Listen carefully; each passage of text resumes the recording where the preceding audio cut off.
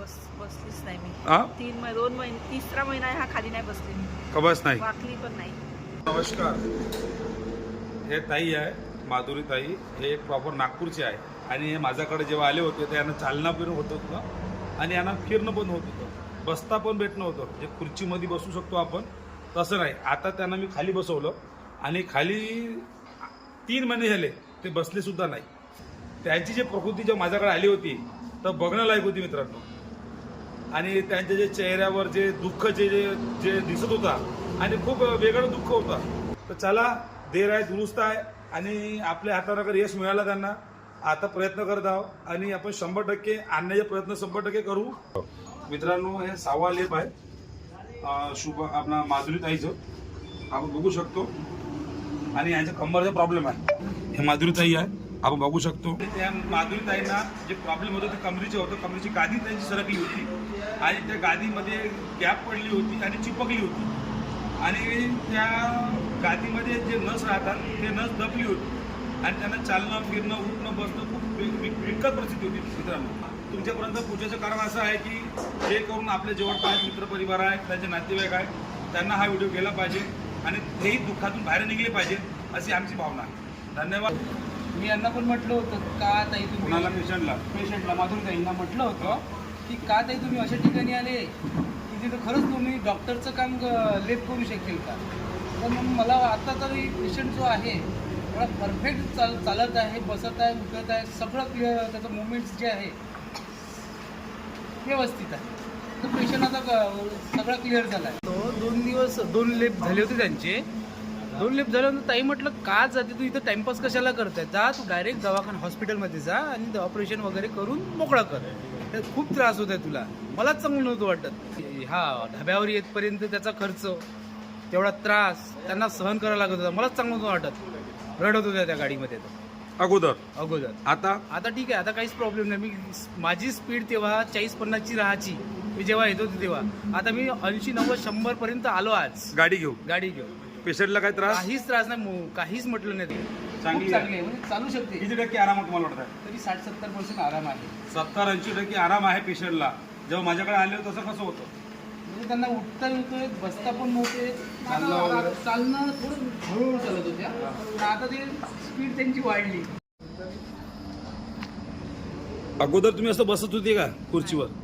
त्रास होत होता. हो ना. आता बसू शकतो.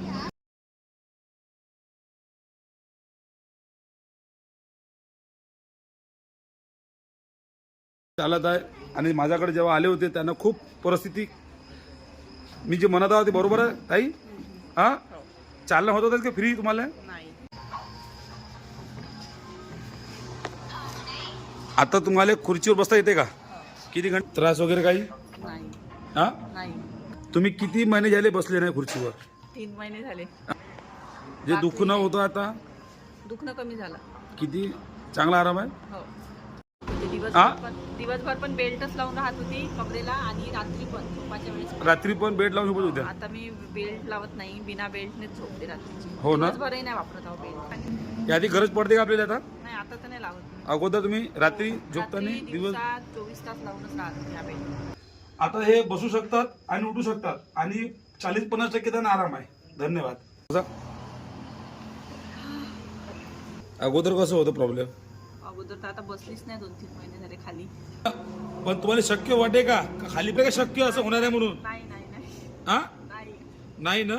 जेव्हा माझ्याकडे तेव्हा आले होते तेव्हा कसं होतं? तेव्हा तर कंडिशन थोडीशी जास्तच होती. डॉक्टरने काय सांगितलं होतं? ऑपरेशन सांगितलं होतं. प्रॉब्लेम का तुम्हाला होतं? ते गादी सरकली होती कमरेची. हा, ऑपरेशन कंबरची. होतं. डॉक्टरने ऑपरेशन सांगितलं होतं. खर्च वगैरे?